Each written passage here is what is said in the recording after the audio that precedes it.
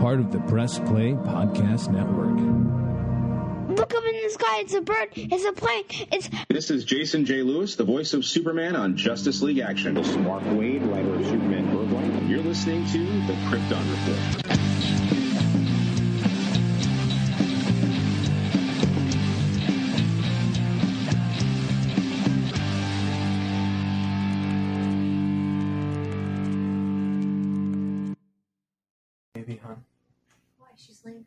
Welcome to the Krypton Report, broadcasting straight from Arkham Asylum. I'm your host, Tyler Patrick, the Superman of Blue, the Man of Tomorrow, and I think I'm stuck in a cell with a crazy person, the Superman of Red, the Man of Steel, James. Dude, it's like my kids just flipped a switch and went to nuts, so my house just went... Right. They were like, Dad's about to form a podcast. Everybody go nuts. Ah! We'll see if you would have practiced it, or if you would have told me that was going to be your introduction today. I could have practiced my Joker laugh. You mean Alora's Joker laugh as she was cracking it up before we started? I know, right? Jeez, kids. All right, let's get into some news, man. We got a lot of it recently. We got some interesting news. Mountain Dew. All right. First news that I found out today. Cleveland is having their own special Superman 85th anniversary celebration thing. And it's pretty sweet. It's like a 2-month thing in September and October. And I shared on our social media the information, and anyone who's close to the Cleveland, Ohio area, it's going to be cool. Like Mark Waid's going to be up here for multiple days. And Philip Kennedy Johnson's going to be up here. So, yeah, I'm pretty excited. I made a PDF of all the events that I want to attend. And James and I are going to be out there one day. We just got to figure it out. Oh, yeah, definitely. Cleveland is only it's like an hour and a half. 2.5. I think it was like an hour and a half for you. Like I said, it's been a very long time since I drove to Cleveland. Because I checked, it's like almost 3 for me. Almost. And it was like an hour and something for you. Because I was like... Yeah, Cleveland is definitely closer to me than you are. So, but I'm like, that's cool. Brian might go. I don't know. He makes everything complicated. Because he plans stuff with his wife and then gets mad that he plans stuff with his wife. Okay. Well, I mean, that was... When was that? The thing? Yeah. September and October? Exactly. Yeah, September and October. So, I mean, that's a potential ways out. Like, that's something you could. He always takes vacation in October to do stuff for visit stuff for Halloween and everything. Yeah. So, yeah. Oh well, I mean, it's still far enough out that you could maybe see if you could work it in before or after or whatever. But I guess if you're already taking off some time, that'd be some extra time you'd have to take off at that point if that's kind of your regular thing. Yep. So can't be mad about that. So that's something that's exciting for us to do. The next big piece of news is, nope, not going there yet. The Flash podcast, The Midnight Circus, dropped the first 2 episodes on Apple. And I really liked the first episode. I really thought it was cool. It was energetic. Max Greenfield as Barry Allen. It's very Ezra Miller style Barry Allen. And if they had wanted to replace Ezra Miller, I think we can keep the same kind of character. Max would have been a great choice. And I told Janine about it. I was like, I'm listening to this and I'm like, they're doing Iris West kind of dirty because they're making her like a D-bag. Because like they're married and they're in marriage counseling in the first episode, and so I played it. I re-listened to the first episode. It was only like 19 minutes with Jania, and she's just like looking at me at certain parts, like, "Oh my gosh!" And I'm like, "Yeah, for real. Like they're doing her dirty." But I don't have iTunes or anything or Apple, so I haven't had a chance to check it out. Yeah, after like the first 4 episodes, it's going to all podcasts like Spotify and everything. And Yeah, once it hits that, I can check it out. I still haven't finished the Christina Ricci Harley Quinn one. I have like 2 episodes left. But I just, and then like the second episode is basically he tries to go back in time for 48 hours. And then when he comes back, he doesn't have his powers. And like the world fell apart, went to crap.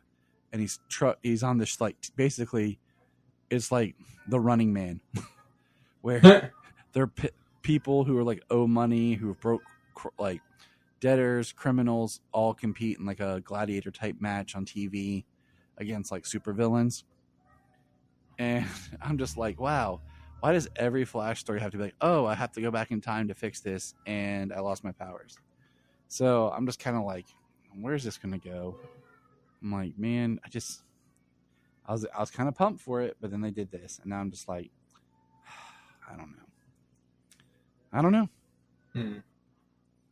But in other news, we got the second Blue Beetle trailer. Yes, we did. What'd you think? We didn't really talk about it. I just basically texted and said, Iron Man plus Spider-Man Homecoming with a dash of Green Lantern, Blue Beetle. Oh yeah. That was basically, I was like, that's what it feels like, which could be a good thing. You know what I'm saying? That could be a good thing for, everybody.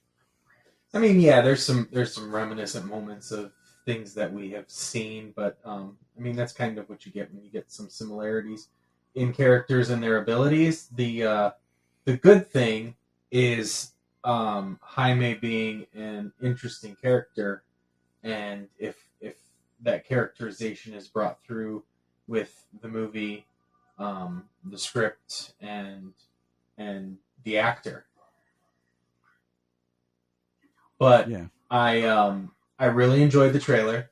I am getting hyped for Blue Beetle. I don't know the villain's name. I don't either. I was going to look it up again. You definitely see Jaime make more stuff, like in the trailer. Yeah, and some reminiscent stuff, like the long, wide blasters and stuff from his hands. It kind of gives away. Like it seems like he's like his first time out with the suit, and it doing its thing is kind of what causes some of those accidents and stuff. Mm-hmm. Yep. So that's interesting, like, of course there's going to be some problems, and that's actually part of the characterization of Blue Beetle, because the Scarab is a sentient computer, a sentient AI. Yep. That speaks directly to Jaime through his central nervous system. And we will be doing a Blue Beetle, I don't want to say a deep dive, but we'll cover some Blue Beetle stuff next month, preparing for the film. And what's crazy though is like the day the film comes out, like the first release is on, it always comes out like a day early. Solomon has he has a dentist appointment and a doctor's appointment, and then that night we have open house for school because they start school like the week after. Oh man! So it's just like crap. So we're gonna have to actually go on Friday instead of doing the Thursday preview night. So I'm like, all right, cool. I am absolutely seeing it opening weekend. Unsure of exactly when, but as soon as possible. I like how this scene, like the opening scene of the trailer, is him jumping to like get the Blue Beetle come out. Reminds me a little bit of Shazam. I like the Lex building next to the Cord Industries building. Yeah, that was a pretty cool thing to see the skyline. Those buildings like that. The jumping, very reminiscent to like Shazam and stuff. But I do like that it's I think it's a different a different build up, a different reason. You know what I mean? Like for Shazam, it was that he had like that confidence to go help his family. and that's why he did it. And then in this one, it's like he can't control it, but he knows if he were to, like, say, throw himself off the top of the building, the scarab would protect its host. And it would cause the suit to come out. Yeah. So it's interesting. It's definitely a different play on it, on a similar scene. So I'm excited. It just looks fun. You know, I'm curious how like it's gonna work. Like the family dynamic will be interesting. What exactly the bad guy's plan is? Right. Well, because we got Susan Sarandon as Ted Kord's sister, I believe, is who she is. Yeah. And she's a villain, but we get to see like one extra scene of her, maybe an extended scene, but it's the same stuff we've seen from the earlier trailers and the earlier spots. Are we gonna get Ted Kord, or is it gonna be like this mystery of like what happened to Ted Kord? You know, like yeah.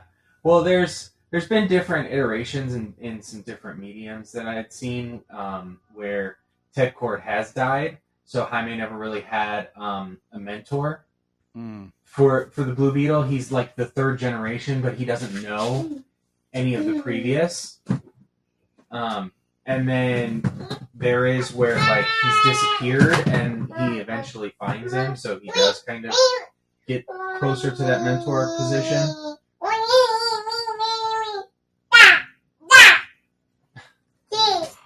She's excited. Can we just talk about the shot of Nana holding the gun? He's like, Nana? She's like, my house is a nutcase. But, yeah, that was a campy. That was a bit of campy fun, I think. But and that's what I hope it is. I mean, I saw her kind of firing it and everything. Yeah. So I mean, I hope she doesn't come out like Arnold in T2 with the spinning gun and just start wailing on people. You know. I mean, we see her in the one shot with it. Like seems like it, right? So. I don't know. I'm curious, but I'm in. Blue Beetle looks fun and awesome, and you know what? It looks really funny, but it doesn't look funny as in like everything is all quips, everything's all pop culture references, and they didn't, at least in the trailers, they didn't steer towards any sort of like inappropriate adult humor that we've gotten from a lot of these recent films. Yeah. You know, it's like I had a student tell me, she was like, it looks like millennials humor trying to write for this generation type stuff. And I was like, and she was talking about like Flash and Shazam. I was like, interesting. I was like, all right. So this does not look like that. So we will see. But let's keep it moving on. We have some casting news for Superman Legacy. And Laura's going to bed. Say goodnight, Tyler. Huh? Laura. Good night, Laura. You're the best.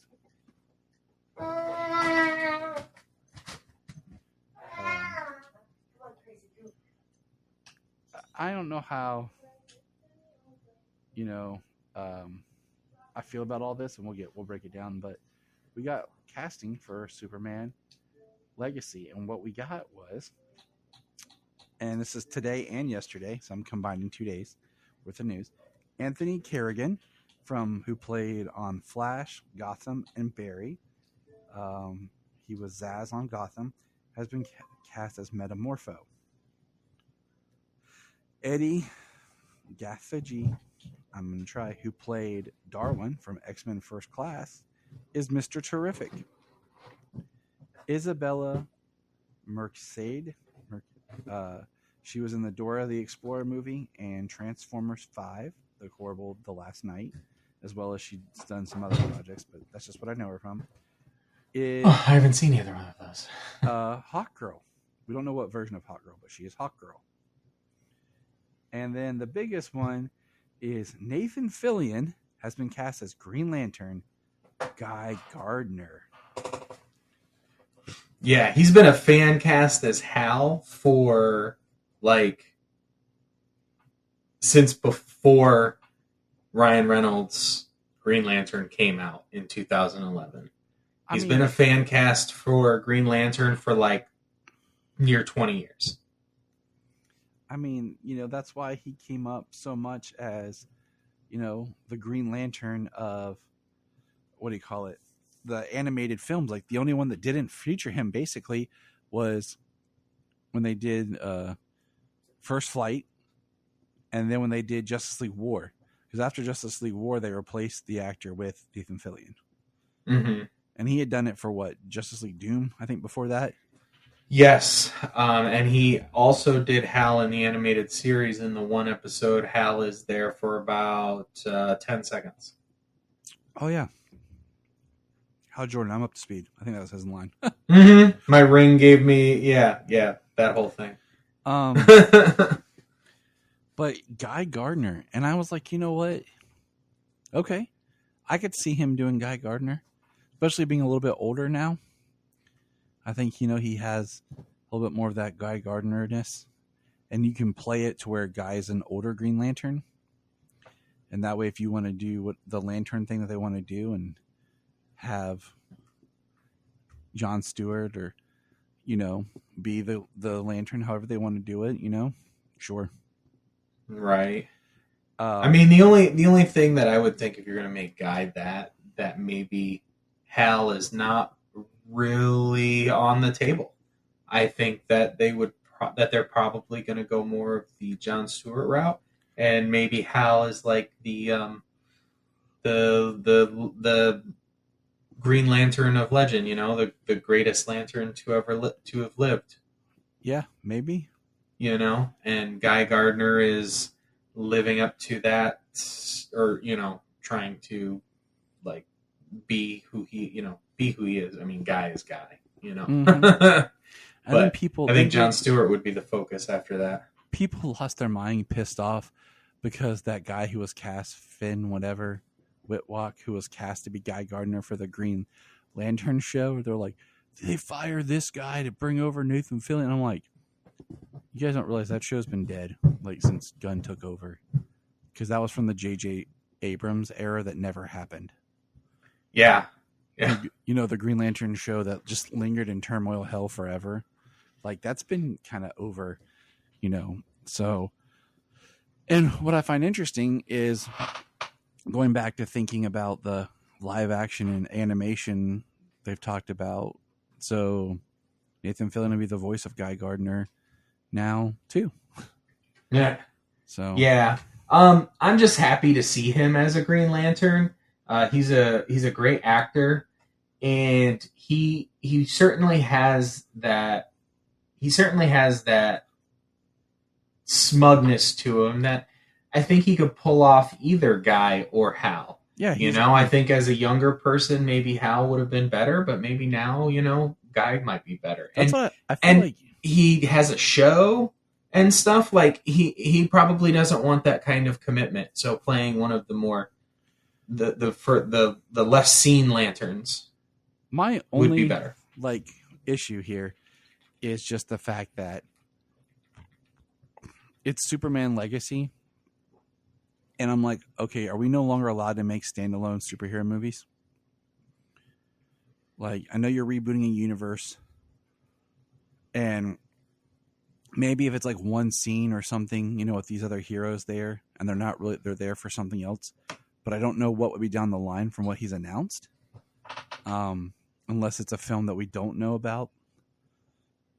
But I don't know. I want I don't want anything to take away from Superman and Lois and the story. So I'm just kind of like, okay, is this going to be over bloated? Someone posted today, I had to laugh. I was like, oh, James Gunn in here making a better Black Adam movie. And I was like, oh my God. And then I think Zach Moore had my favorite post because he had the scene from Jurassic Park as a GIF, but he said, hello, will there be any Superman characters in your Superman movie? Hello? and that's when I was like, dude, I'm like, come on, give us like Jimmy Olsen, Perry, the Daily Planet staff, Ma and Pa, characters like that fill out the Superman world. I don't care about. I mean, this is cool. Don't get me wrong, but it's not what I'm expecting until next week. Watch next week. The Flash drops on digital. The next day, they announce that someone's playing Wally West in Superman Legacy. Right. Because they're just going to reboot the Flash with Wally West and just kind of skip over Barry Allen, kind of like with the Hal Jordan thing here. Yeah, maybe. Right. I mean, I guess that's definitely possible. That's kind of the way they went in the animated movies, really. The way the Tomorrowverse has kind of been.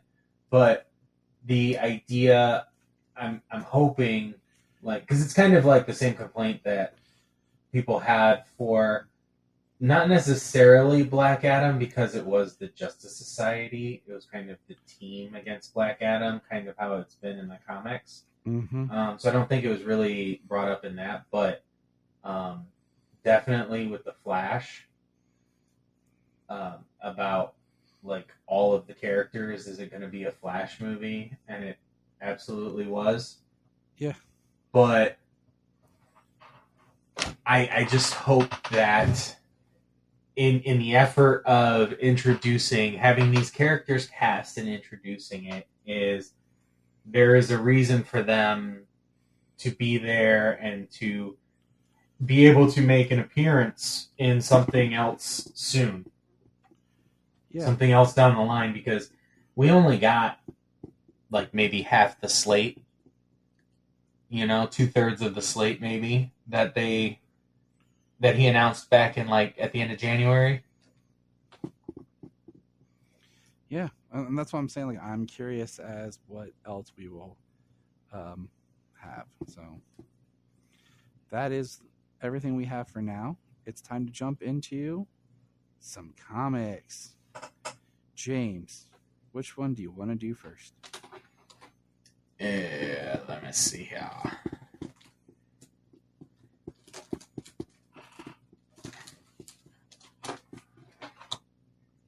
Which one's the oldest here? Action. Probably Action. Yeah, let me go ahead. We start with Action. 1056. Or do you want to save Superman for last and do Steelworks first, and then John Kent, and then Superman Action last? We'll do Action, Steelworks, John Kent. Okay. Because John Kent has been a quality book. But so has Action. So we open up on Action, and they are fighting Cyborg Superman. Interesting, though, because he says, it starts with, I feel like I should thank you, Superman. Your power boost from War World's White Sun, the technology of Mongol's unmade warriors, and none of your childish restraint. Thanks to you, for the first time in my life, there's nothing I can't do. That's pretty great. That's pretty cool, just because his body was, made from Superman's DNA since he returned from Warworld. Mm-hmm. Kind of cloned from it. And yeah, he has that power boost, which we saw in that scene where Lex tried to get rid of him. And he just came back from across the galaxy. I think it'd be interesting if Cyborg Superman here looked different. Like he had a different costume. Then Superman got a different Superman costume than just the exact same one. Would be kind of neat, kind of like how in the death of Superman, they did a darker New 52 style for the Reign of the Supermen and everything. Right. The you know what would make sense these days is if Cyborg Superman maybe went without trunks. Yeah. Since they decided to bring the trunks back for Superman. Yeah, he had more of like the rebirth, reborn era looking suit, or just like a different configuration. Like even like when he had like a red and black suit. So Right. But Cyborg Superman, the gist of it here is Cyborg Superman is he's everywhere. He's everything around them. He's everything mechanical and malleable from the War World technology. he says it's a nexus. Yeah, this body is only a nexus for my consciousness because he's still in the Phantom Zone. He's controlling all of these things, all of these creations from the Phantom Zone. Which is crazy. crazy. It's nuts. He's actually really powerful. So and that's just him from the Phantom Zone. Wait if they've got plans for him to actually escape the Phantom Zone. You know, that might be something if Philip Kennedy Johnson is looking at that somewhere down the line. That'd be cool. But like he's all of his materials are attacking. So the team is split into the super family is split into groups. People who went after Cyborg, Superman, and Tracy, and then the others who are out fighting off the Unmade in Metropolis. Supergirl and John and Natasha, and I believe Keenan is out there, and the children and Steel and Connor are all fighting against Cyborg Superman. It's really cool. It's a really big fight. They're fighting. Tracy is being used as a weapon, which kind of gets Corbin to kind of get in the middle of it. At least he lays he lays Steel with a big old hit for putting Tracy down. Mm-hmm. But then Cyborg Superman, but then Metallo goes after Cyborg Superman. And I think Metallo Metallo's used to being a machine. I think he's been a machine longer than Cyborg Superman. But he ripped Cyborg Superman's body apart. They are both unmade, so I guess it makes sense. He's got some of the same strength and abilities. Makes sense. Right. And then in A-Town Metropolis, all of the unmade go down. They say Cal's team did it, and Natasha and Keenan hear a heartbeat. One of the unmade is actually still alive. He has a heartbeat. So Keenan snatches him up and takes him to a hospital. Takes him somewhere so he can hopefully get his life saved. Mm-hmm.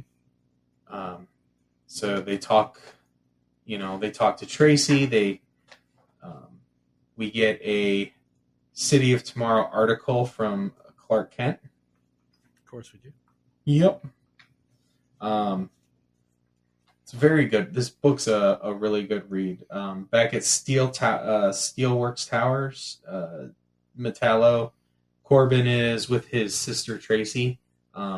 She's like him. She can't feel anymore. Yeah, it's sad. Yeah, she can't feel. She feels weird being wrapped up in this like fake skin. She's almost trying to take it out or take it off. And she says, this is really sweet. She says, I'm just a monster now, Johnny, like you. Says, listen, Trace, whatever's in me has been there since we were kids. It wasn't the kryptonite or the metal parts. It got me a long time ago. You're not like me. You're more like Superman or those two kids. One of the good guys. And this monster ain't going anywhere. Then we got them watching Superman watching over them, kind of listening to them. He says, I can't thank you two enough for keeping Metallo here. I know you didn't design Steelworks for this kind of thing. And just leave it to Superman to look out for Metallo, especially after everything he tried to do to you. And don't say anyone else would do the same, because you know that's not true. It says Tracy Corbin needs her brother, and John Corbin's going to surprise us someday. I love the eternal optimism. Of course. The way this, yeah. There's a, it's a heavy book to write for this Action Comics the way we've got it, because this Action Comics has so many characters in it. It's balancing the super family, and Superman in this book has to stand up and be the greatest. Yeah, he does. And everyone follows suit, and I love that.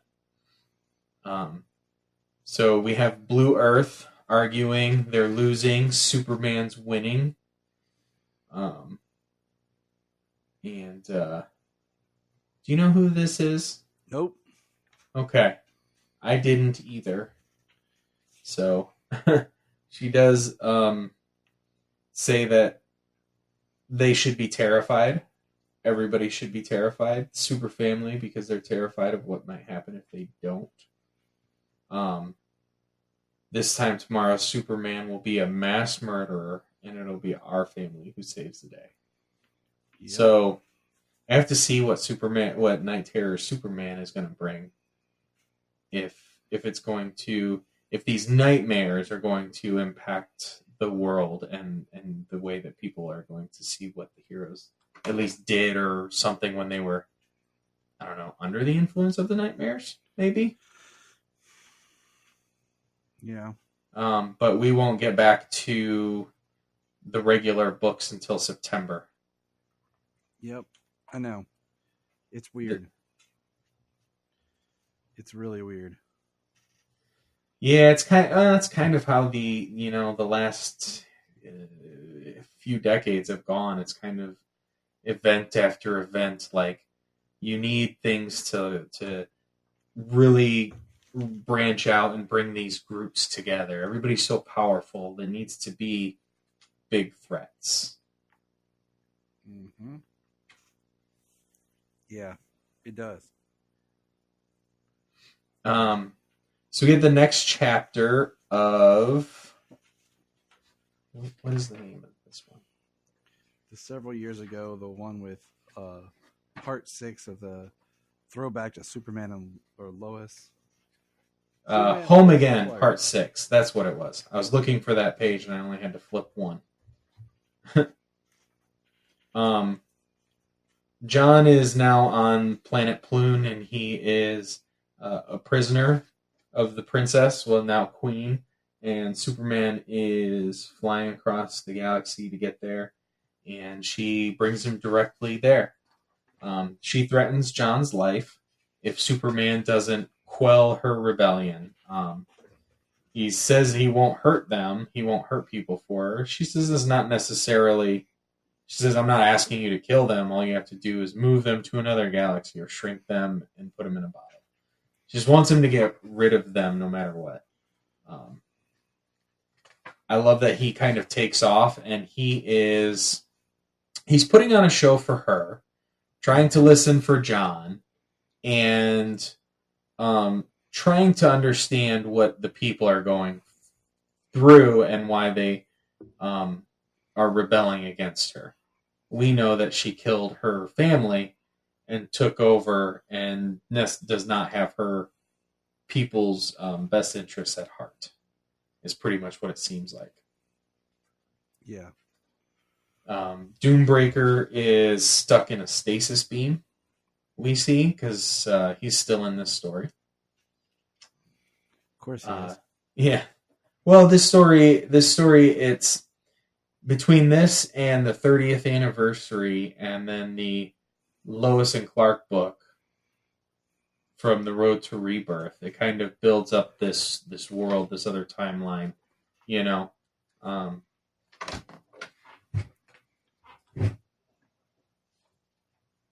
just expands the time. Yeah. Because the Lois and Clark was only 6 issues.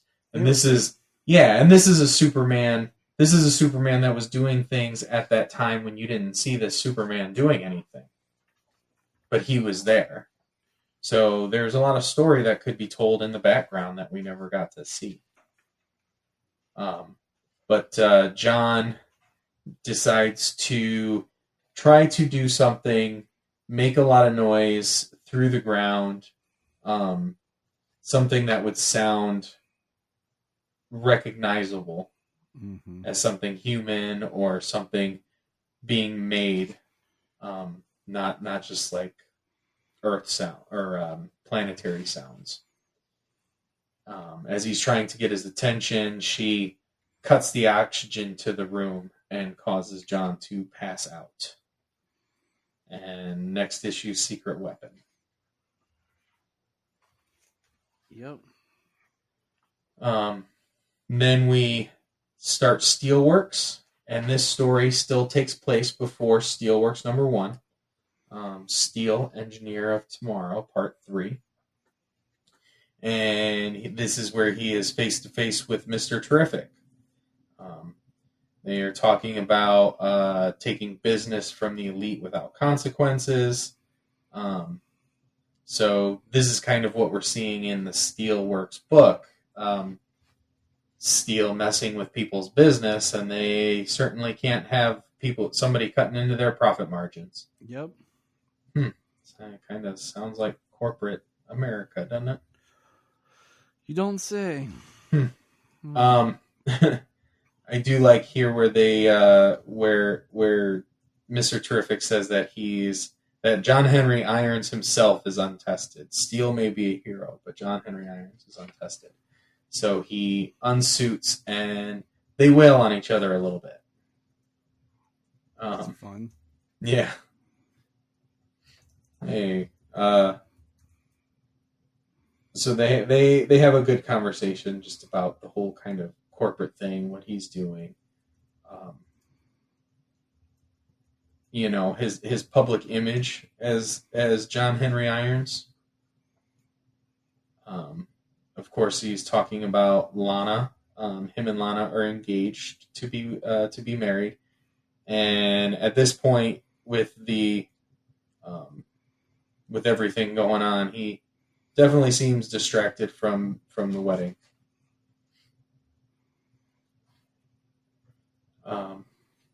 He takes him to a hall of hammers. I thought that was hilarious. Right.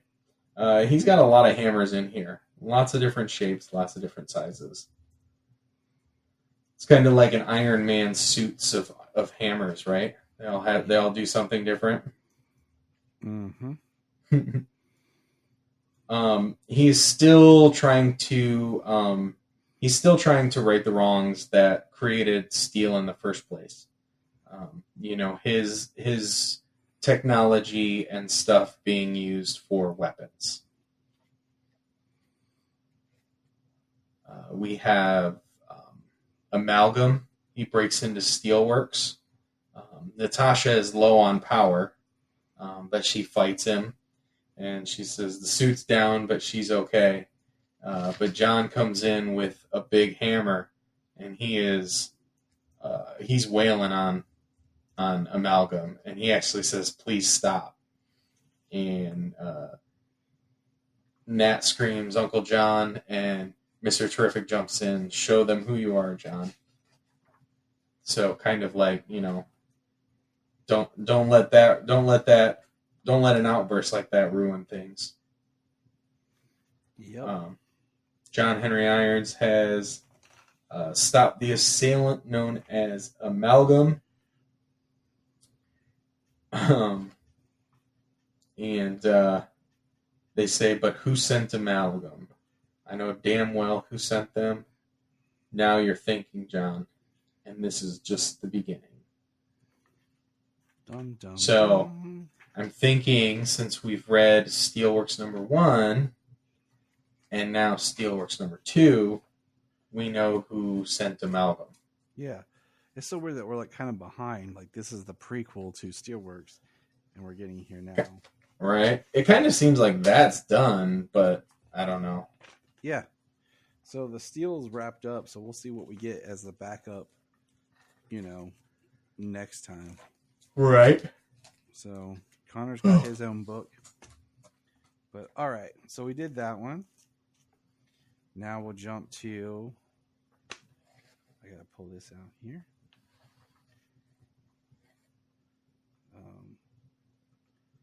Crap. I had to do this one digital, so. Which one's that? Oh, the next comics are all digital. Oh, Steelworks number 2? Yeah. So, all right, you want to take that one? Sure.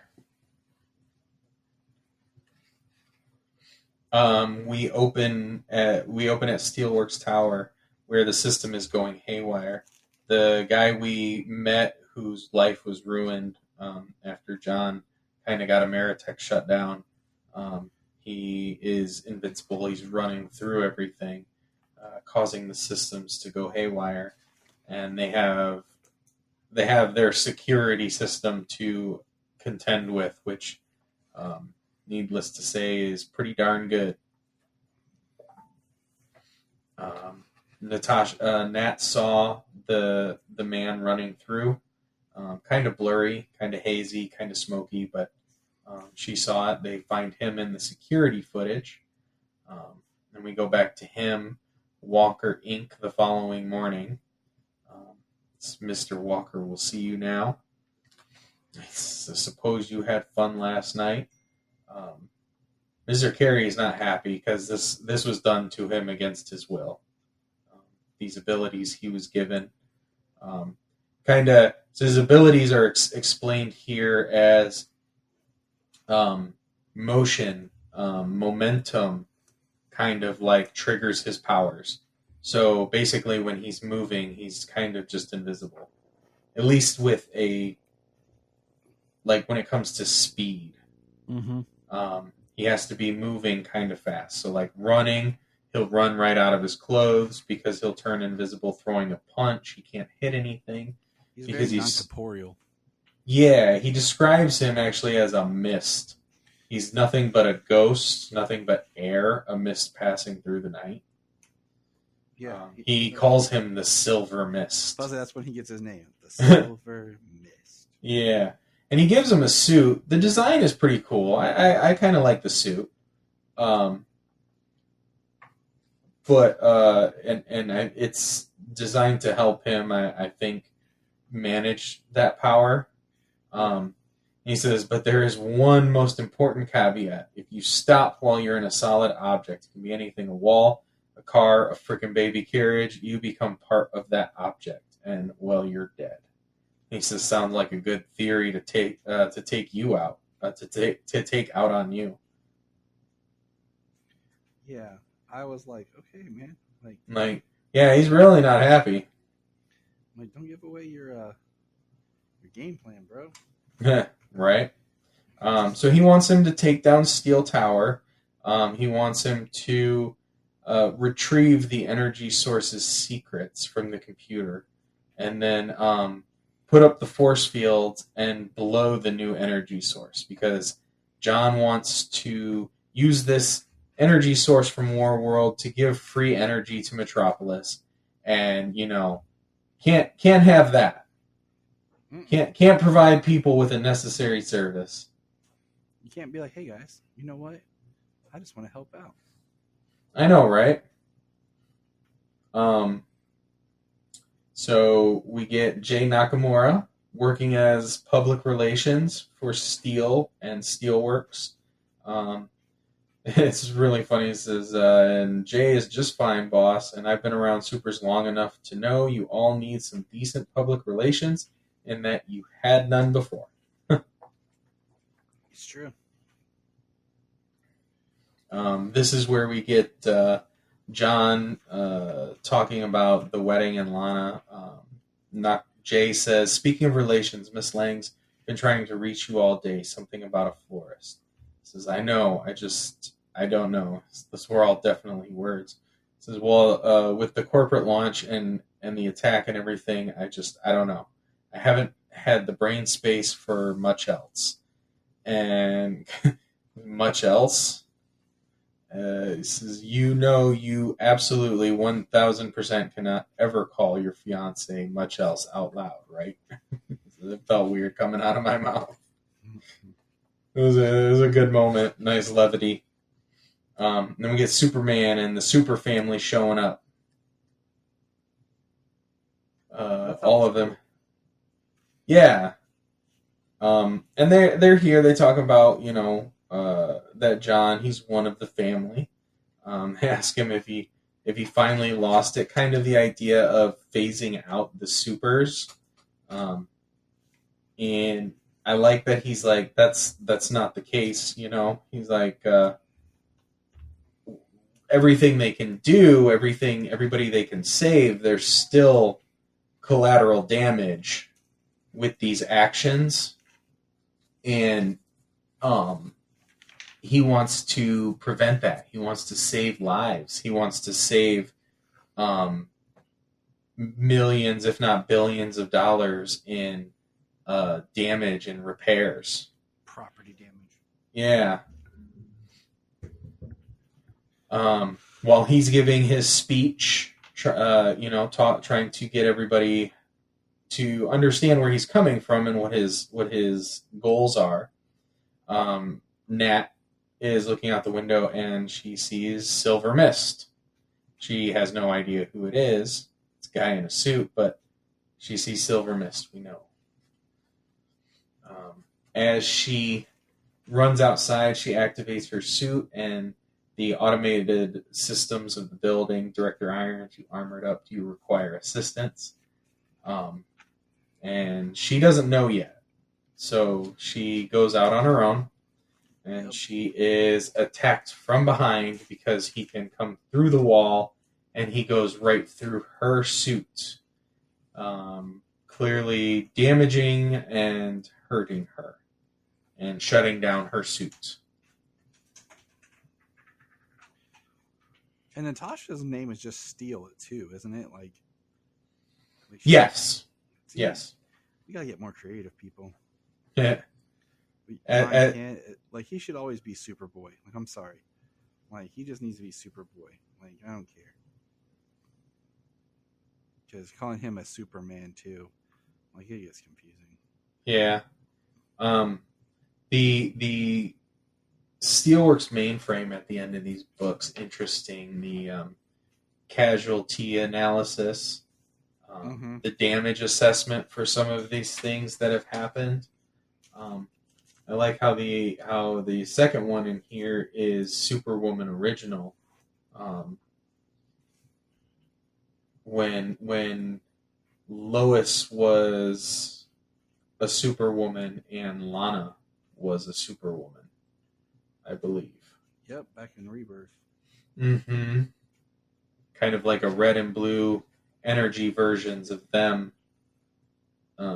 in Rebirth. Yep. And then we got Tracy Corbin here, who's brand new collateral damage in this superhero, supervillain fight.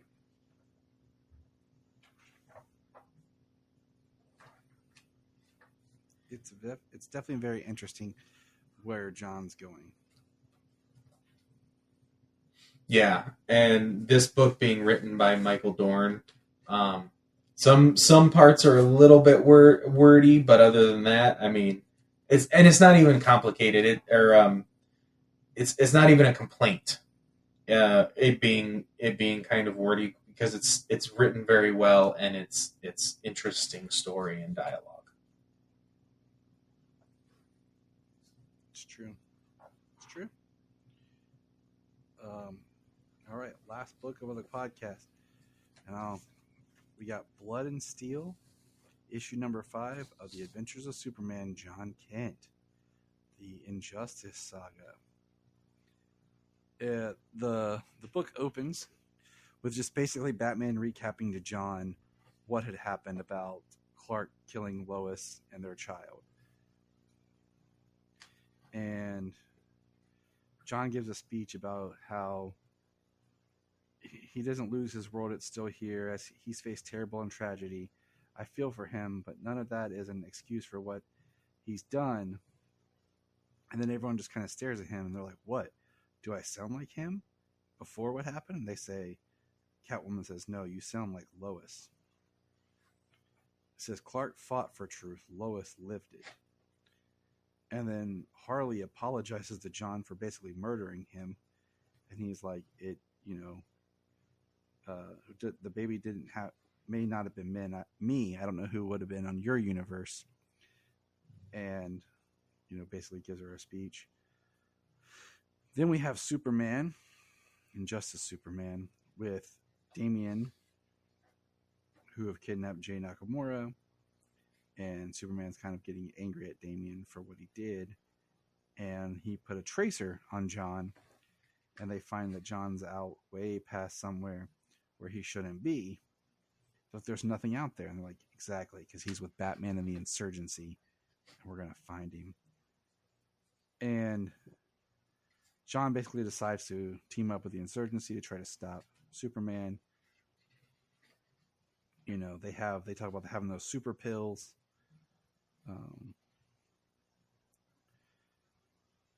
And John leaves. And then basically an hour after he leaves, Superman and Cyborg, Yellow Lantern, Hal, Wonder Woman, and Hawkgirl show up. Batman, I don't know why. Okay, this panel bothered me because Batman says, the pills, take the... And then Superman heat blasts them. Why would he say that out loud? Yeah, and I think that they're the Insurgency. They're Batman's people. Like, if there are pills to be had, they all have them on their belt. Yeah, so I'm saying, why would he yell it out loud? Like, yeah, that's a little bit of a plot armor here to have Batman and his people be captured. Makes you kind of wonder if, because so I'll get to it in a second, but they take out everybody. I almost thought Wonder Woman killed Selena, the way she backhands her, and then the Flash takes Batman's belt, which I thought was interesting. John visits the fortress. Which I thought Batman would have had a redundancy that his belt couldn't get taken off even by somebody like the Flash. This Batman's slipping. Yeah. John visits the fortress in Solitude to play a message from his mom that he had. And then while he's there, he runs into Jonathan and Martha. And they have a very interesting conversation. He says, hi, I'm John. He says, good name. And he goes, I was named after you. Well, I was named after my grandfather. And then Martha's like, so you are their son. Are you who we lost? He says, I'm the son of Lois and Clark, but I don't know who would have been born in this universe. And he talks to how they're basically locked up and how their son has lost his way.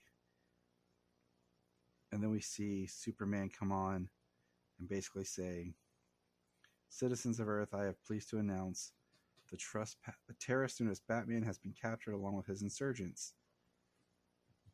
Tomorrow morning, Barbara Gordon and Selena Kyle will be imprisoned for their part in the insurgency that threatened the whole world. Bruce Wayne and Harley Quinn will be executed for their many crimes against humanity.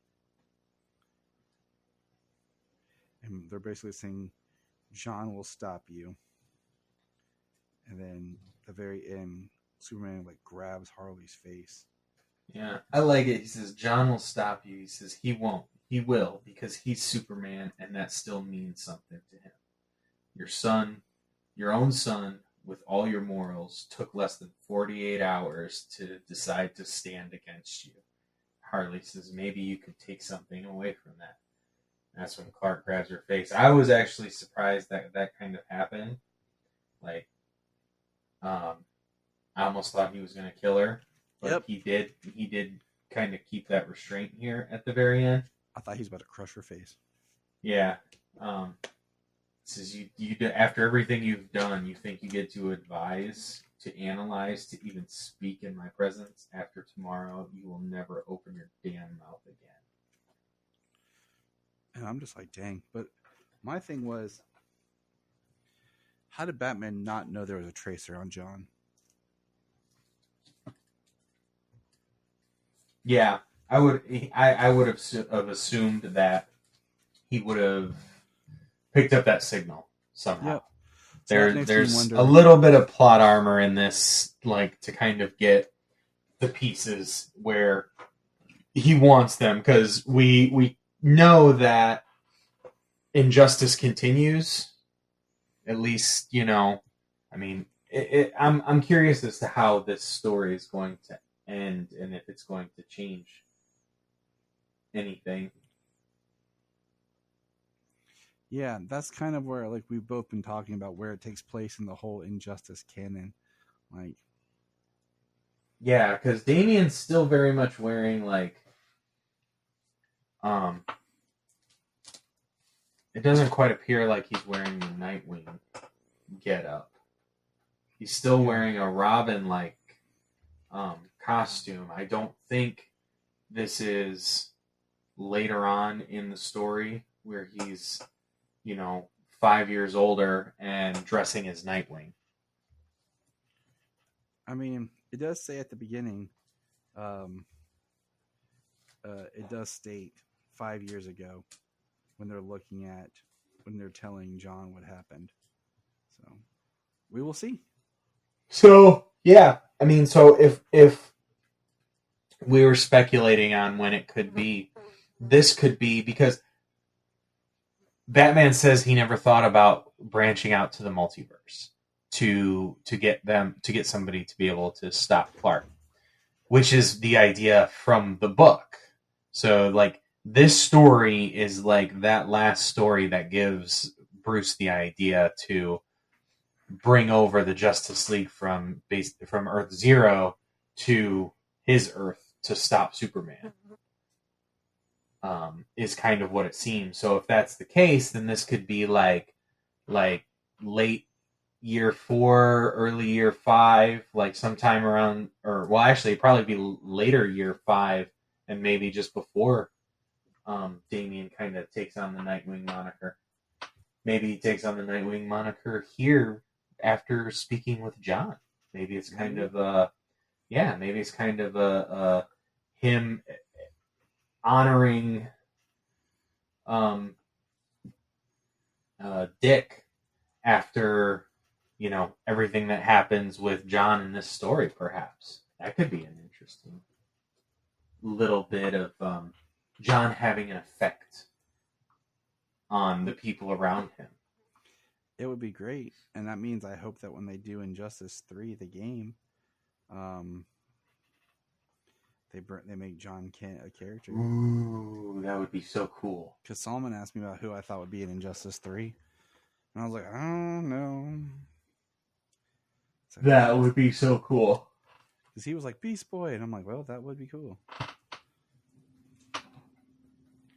Well, Superman does get imprisoned again, I believe, at the end of Injustice 2. In the canon ending. I need to look at the comics and like the game timeline again, because I just can't remember all of it. But all right, that about wraps it up here. James, any final thoughts? Well, you know, kind of issue 6 is typically the last issue in most stories these days. Yeah. They can run longer, which is fine, you know, 7 or 8 issues. But it kind of seems like the next issue is kind of going to be our wrap up. And I'm very much looking forward to that. I've been a big fan of everything, just about everything Tom Taylor has done with John Kent since he began with him. And I'm looking forward to continuing. All right, well, stick around for more to come.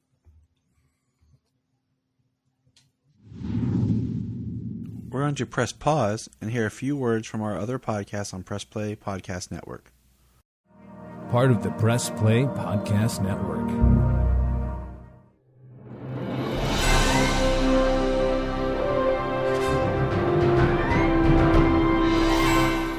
What's up, everybody? Chase Smith here from the Chase Smith Podcast and Cavs on the Break NBA Podcast. And I'm JD, host of the Hyman Podcast, part of the Press Play Podcast Network, and we are super excited to bring you a brand new show starting next Tuesday, the Fanfare Podcast. The Fanfare Podcast is all about your favorite movies and our favorite movies and the best moments in cinema.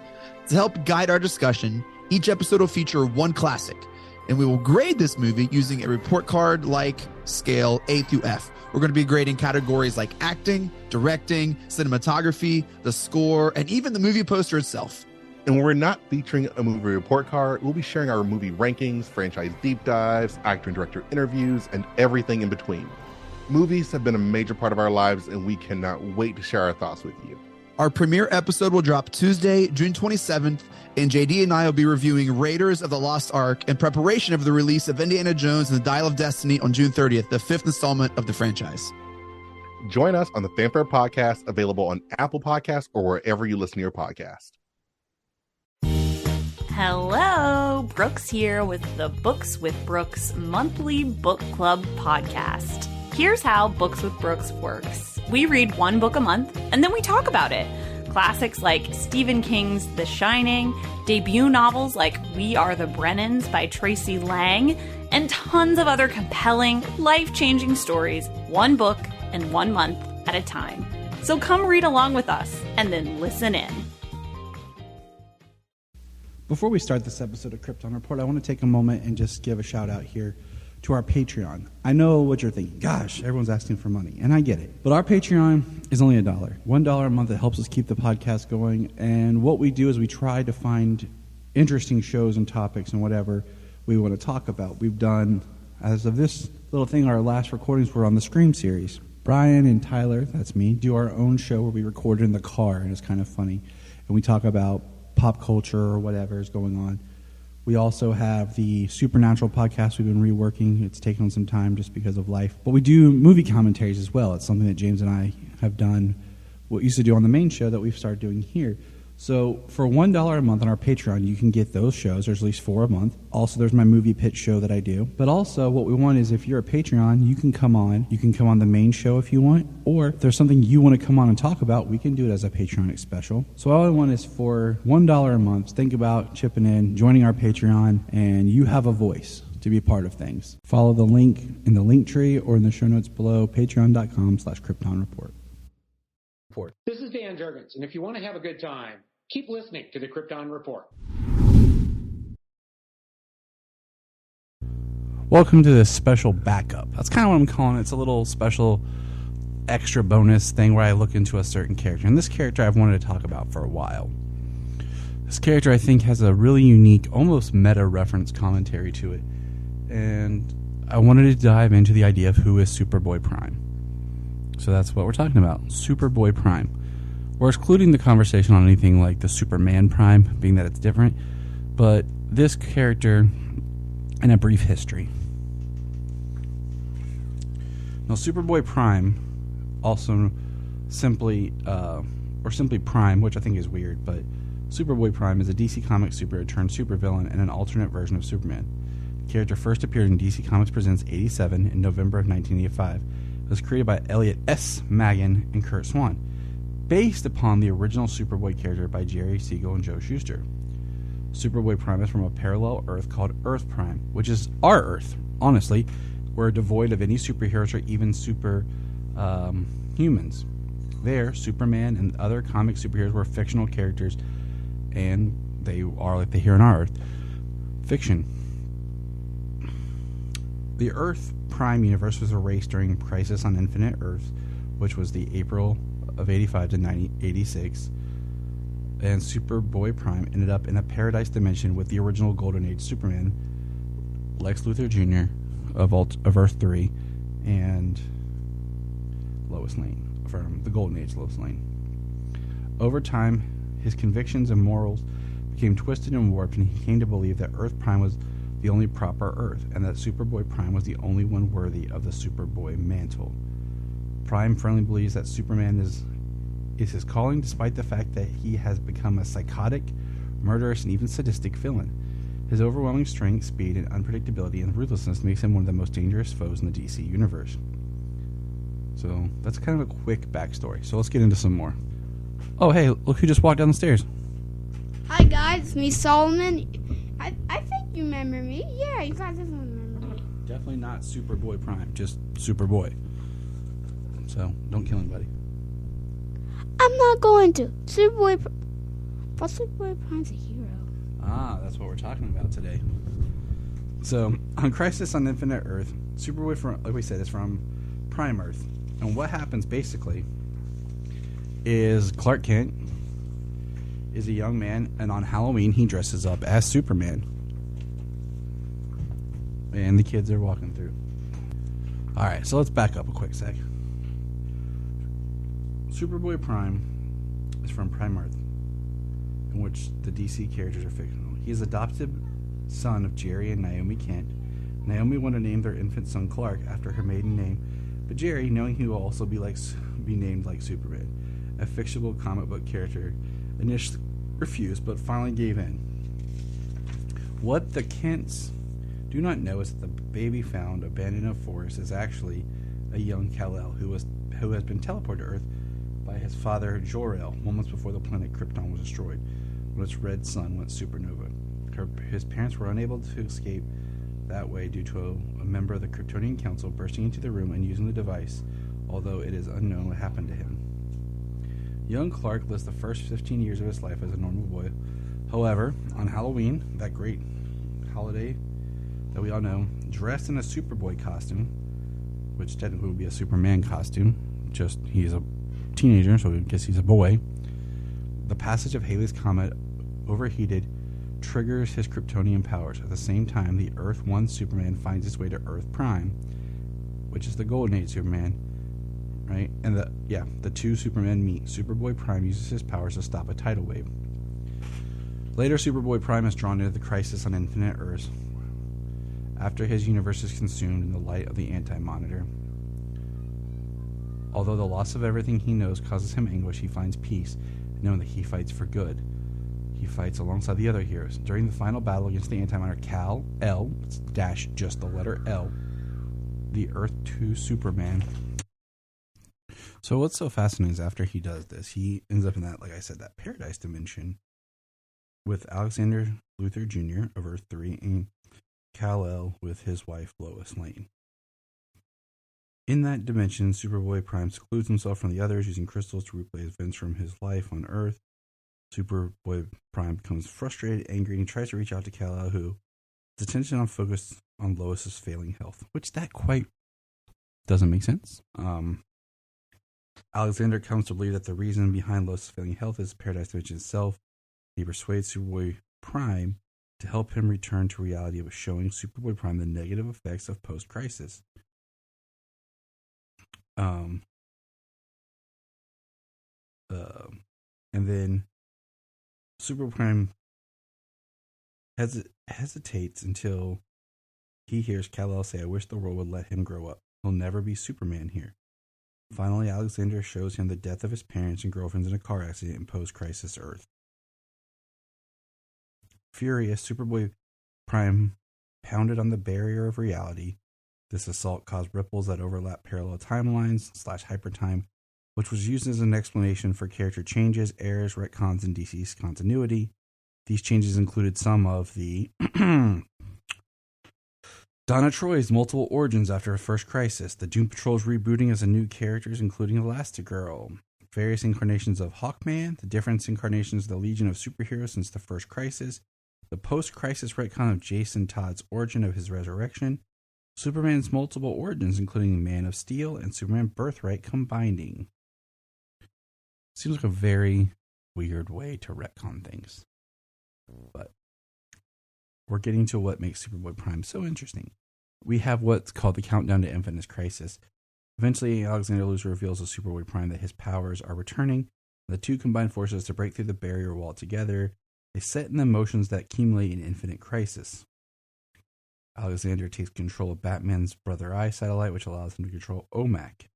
After rearranging countless other planets, Superboy Prime pushes the planet Ran into Thanagar's orbit, destroying Thanagar's ecosystem, sparking the Ran-Thanagarian War. His efforts shift to the center of the universe from Oa. Alexander poses as Lex Luthor and forms a new secret society of supervillains, using them to kidnap various people from the former Earth to use as beacons to bring back other worlds. Alexander recreates the Psycho Pirate to place Eclipso's Black Diamond in Jean Loring's cell at Arkham Asylum. As Eclipso, Loring seduces the Spectre and convinces him to destroy all magic. His actions create a raw form of magic that Alexander uses to power his tuning fork device, the Multiverse Tower. Superboy Prime destroys the JLA Watchtower and abducts Martian Manhunter. The Superman of Earth 2 breaks open a portal to the DC Universe, and the 4 residents of the Paradise Dimension return, making themselves known to Power Girl and Batman.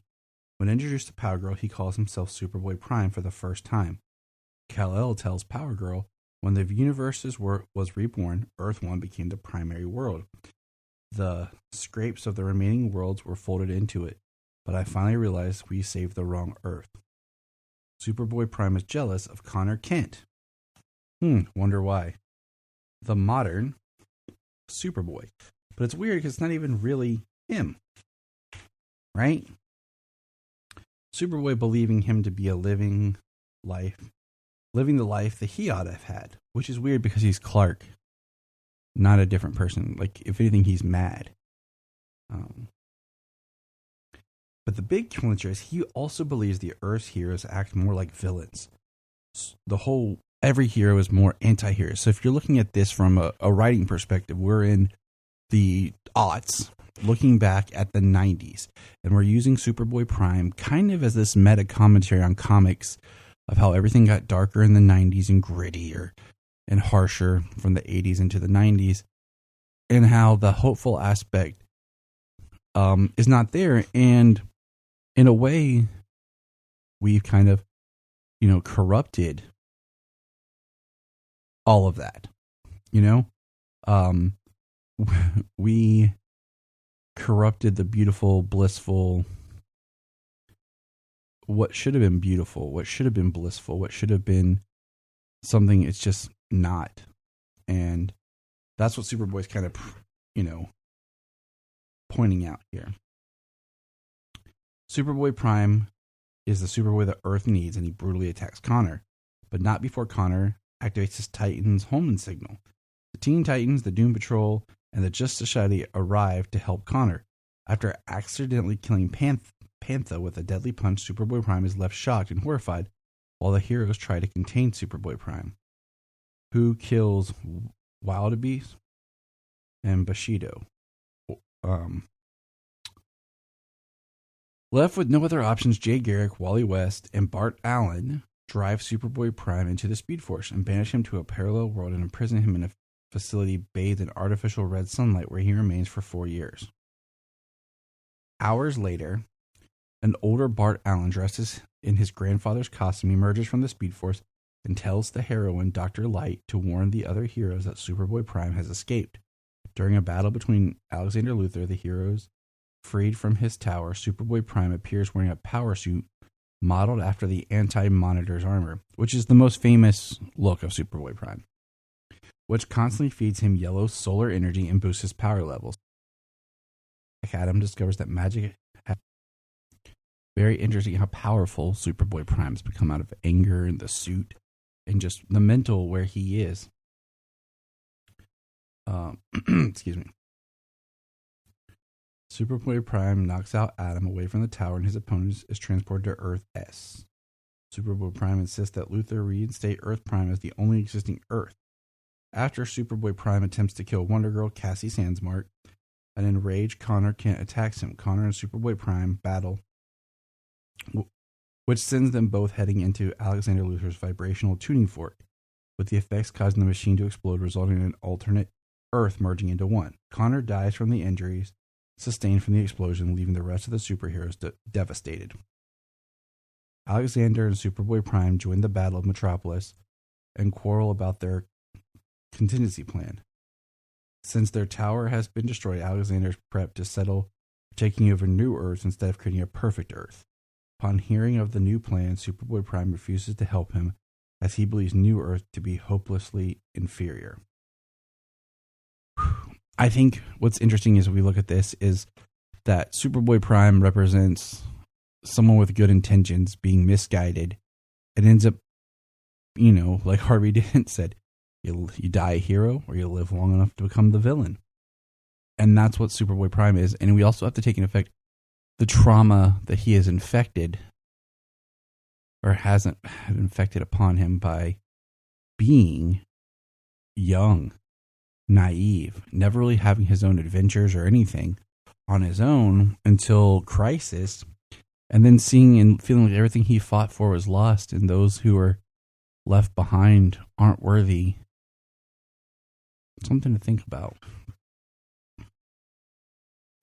When Batman, Wonder Woman, Kal-El, and Kal-El arrive to save Metropolis, Kal-El confronts Alex about his role in the destruction. Meanwhile, Superboy Prime is attacked by Bart Allen, who has been left outraged by Connor's death. Superboy Prime escapes Bart and flies towards the planet Oa, intending to destroy it and spark another Big Bang, which would recreate the universe with himself as the sole hero. Although the majority of Earth's heroes are in pursuit, Superboy Prime eludes capture. He is slowed down by a 300-mile thick wall of pure willpower generated by the Green Lantern Corps. Breaking through, he battles 32 Green Lanterns, killing them. The two Supermen arrive and fly Superboy Prime through Rao, the red sun of Krypton. The heat melts away Superboy Prime's armor and severely weakens all three Kryptonians, who then crash on Mogo. Superboy Prime beats Kal-El to death, but it's then attacked by Kal-El's superpower. Claims that he is better than Kal-El. This is E.L. Kal, which I'll just call Superman. That is, his Kryptonian was superior to Superman's. Superman responds, "It's not about where you were born, or what powers you have, or what you wear on your chest. It's about what you do. It's about action." Where else do we hear that quote quite often? Although nearly powerless, Kal-El, Superman, knocks Superboy Prime out before collapsing himself, but members of the Green Lantern Corps manage to save him. Prime is taken into custody of the Guardians of the Universe, who place him in a quantum containment field surrounded by a red Sun Eater and guarded by 50 Green Lanterns. While inside his cell, he carves the Superman symbol into his chest, vowing to escape.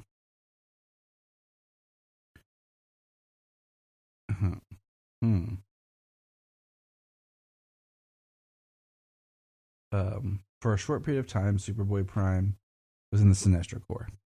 I'll just say that. I'm not going to dig all into that right now. It feels like for another day. But basically, at the end of the battle, he is infected with an Owen energy and warped back into the multiverse. In Countdown to Final Crisis, following the conclusion of Sinestro War, Prime is shown wearing a costume similar to his black suit worn by Superman shortly after his resurrection, and has discovered that the existence of the new multiverse.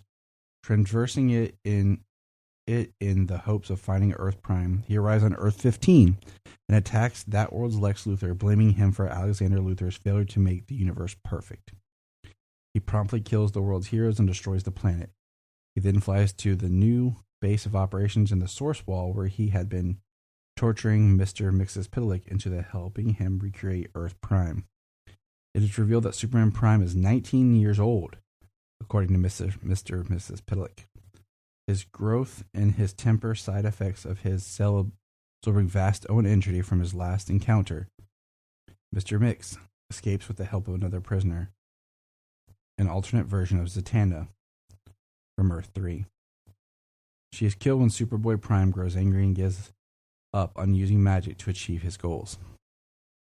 So we learn he's never going to give up.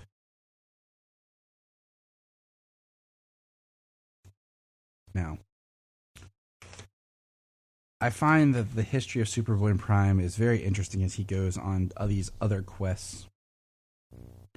There's, he appears again in Jeff Johns' Superman and the Legion of Superheroes storyline and Time Trappers, where he pretends to be the Time Trapper. And that's in Final Crisis, Legion number 3. I feel all that is very interesting, but I feel like it's kind of getting away from the core of who the character is, because I feel like what happens later is really fascinating. So stay with me, okay? Got to get my notes going here.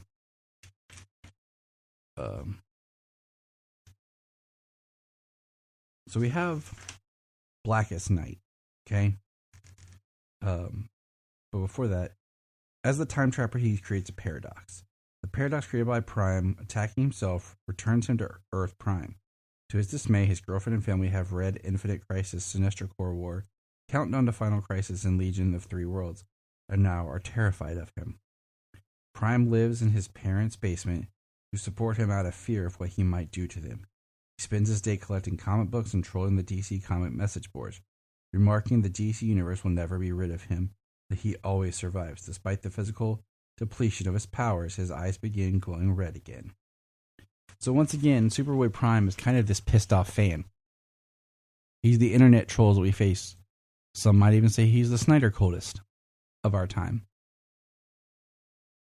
And that's why I find the character fascinating, is he can be this meta commentary on how we ourselves hate or fight the DC universe. Now, during Blackest Night, Superboy Prime continues to live his secluded life unknowingly but constantly monitored by the Prime Universe Brainiac 5, still compulsively reading every comic book and message board post pertaining to the DC multiverse.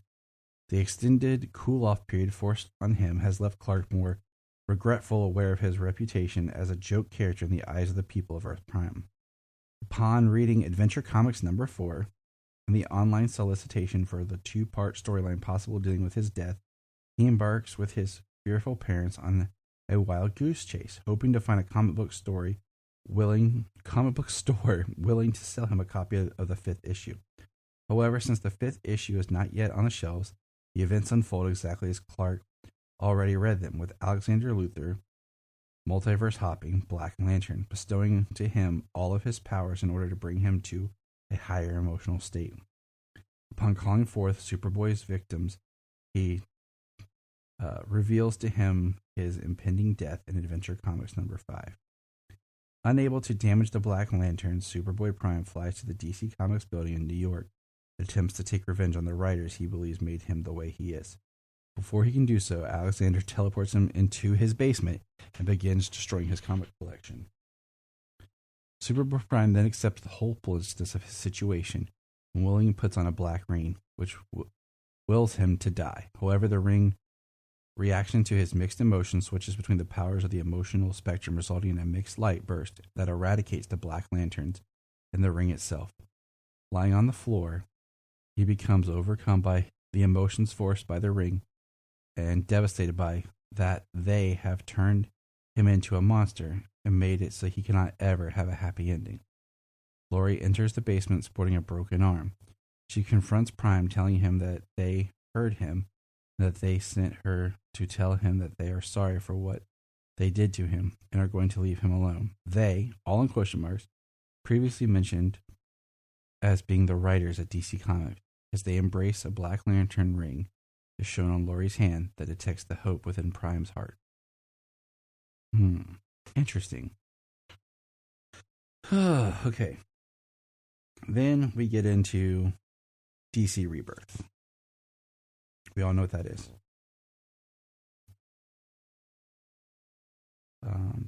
This is where, in the 2016 DC Rebirth, Dr. Sivana and Mr. Mind head to the Monsterland Dungeon of Eternity to free the Monster Society of Evil. As King Kid fights the Shazam family, Dr. Sivana and Mr. Mind find that Superboy Prime is trapped inside a small prison cell. When he states to Mr. Mind that he can hear what the villain is saying, Superboy Prime even states that he has plans for Billy Batson when he gets out. After Mr. Mind has Dr. Sivana stab his magic eye with a magic dagger, Superboy Prime senses the Monster Society of Evil are being freed, demanding that Mr. Mind release him as well. When Dummy arrives, displeased that he has left behind after swimming all the way to the Dungeon of Eternity, Superboy Prime states to Dummy that he can get him out in exchange for removing the little red sun outside of his prison. Dummy does so and is double-crossed by Prime. Dun dun dun. Superboy Prime then begins his plans to go after Billy Batson. It's very interesting that Jeff Johns would choose Superboy Prime to, be where it is. So it is interesting how We left him in Blackest Night, then had him pretty much absent from the New 52, and then show up here in Rebirth, which was a big deal, in a Shazam book written by Jeff Johns. So Superboy Prime is shown wandering the Monster Lands, asking the readers if they know how to get out. Superboy Prime crashes the fight between the Shazam family and the Monsters of Evil, using his fist to impale Scapegoat. Shazam punches Mr. Mind's talk box enough to emit magical energy that knocks out the Monster Society of Evil, which Superboy Prime also feels. When Shazam starts to work to undo Mr. Mind's spell, Superboy Prime interferes and defeats the Shazam family until only Shazam/Billy remains standing. Free of the spell that affected him, Black Adam joins the fight and asks for Shazam to cast the spell while he buys him some time, as magic can still hurt Superboy Prime. Both Shazam and Black Adam shout Shazam, causing lightning to strike to knock out Superboy Prime. Prime is handed over to the Justice League as the Shazam family don't know what else to do with him.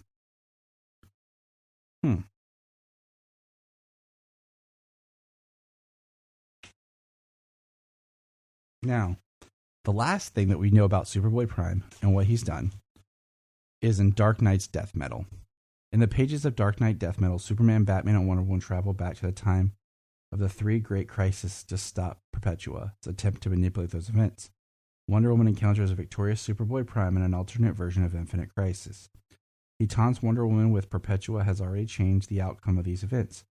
Prime has created his perfect universe based on the comic books of his youth, which are the Golden Age, reasoning that it is the only way to preserve good in Perpetua's new multiverse. Notably, he has created a Superman to protect his world rather than act as Superman himself. Although the Anti-Monitor and Darkseid nearly unmake Batman and Superman in other crises, Wonder Woman is able to talk with Superboy Prime about his resentment of the heroes for becoming darker than he remembers from his childhood, imploring him to accept that change is constant and that in the end there's room for all universes. Superboy Prime shatters the crisis worlds, saving Batman and Superman in the process, and directs all energy to Wally West. His change proves apparently pointless, and the Dark Knight's metal had already rigged the Mobius chair so it would always direct the power to himself, allowing him to remake the multiverse in his own image. Prime awaits the final battle with the Darkest Knight's Last 52, multiverse along the other heroes and villains. He stands alone on the battlefield, rejected by the Superman family and their Rose Gallery, and reflects on his life and those and the loss of everyone and everything he cared about, and how he was never able to be a hero. Desperate and nihilistic after the multiple cosmic reboots and retcons he has witnessed, he hurls himself into the fight with an army of alternate Supermen. As he strikes one, he has a vision of the Superman's world changing to reflect Superboy Prime's own desires. Realizing that he is able to tap into the Darkest Knight's energy and once again possesses the ability to reshape reality with his blows, he flies away from the battle to confront the Darkest Knight. He proves equal to the Darkest Knight despite the other's immense powers. Superboy Prime plans to steal the Darkest Knight's power, destroying what remains of... And if you don't remember, the Darkest Knight is basically a Batman who lasts and what eventually becomes of him. Reality and the people who hate him, and he creates his own perfect world. However, the arrival of Krypto, the only one who showed him any kindness, causes him to stay his hand. The Darkest Knight offers him a world of his own, where he can be the beloved and accepted hero he has always wanted to be alongside the characters he loved as a child. If he joins the Darkest Knight's forces, Prime rejects him and strikes the Darkest Knight with all his power, creating a massive explosion, killing him and injuring the Darkest Knight. He falls from the sky, dead, as some of the last 52 worlds vanish. His sacrifice, unnoticed by anyone but Krypto. Clark suddenly finds himself in his bedroom, reading Dark Knight's Death Metal Secret Origin #1, looking at his own dead body on the page. Lori arrives to ask him out to lunch. As they walk down the street, Clark realizes that although the world has changed from what he remembers, he knows he is really home. A child chases a ball into the street, into the path of a car, where Clark runs in after him and lifts the car above his head. And that is the arc of Superboy Prime. I highlighted certain stories because I feel like those are the core stories that really tell you who the character is. And that's his art. The 2 Crisis, and I think you could almost skip the Shazam part, because like he came back to do just a little bit to remind us, but you definitely have to have the Dark Knight's Metal. It's almost like a really nice 3-act structure of what this person did and the redemption of Superboy Prime, and I find it fascinating just to use him as a commentary on the world we live in and the comics culture. I think it's a very thin line to walk between hero and villain, and where Superboy Prime really stands as this twisted, almost version of the old Superboy that we no longer acknowledge. But that's a kind of a quick discussion of the character. I had hoped to have been joined by a fellow co-host, but life. So remember, everybody. Look up in the sky. We just want to say, if you've enjoyed this podcast, please check out other podcasts on the Press Play Podcast Network. Information $1 a month. You'll get extra special content that you don't get on the main show, like movie commentaries and whatever else comes out of our mouths. So check it out, patreon.com/Krypton. If you are like Tyler and James and can't get enough Super Talk, check out these other podcasts. Digging for Kryptonite, Supergirl Radio, The Last Sons of Krypton, the Superboy Legacy Podcast, All-Star Superfans, Superman the Animated Podcast, The Aspiring Kryptonians, Always Hold On to Smallville, The Geek of Steel, and Truth, Justice, and Hope. Remember to check out Krypton Report on all social media platforms. Go to linktree.com/Krypton Report. You find all of our information.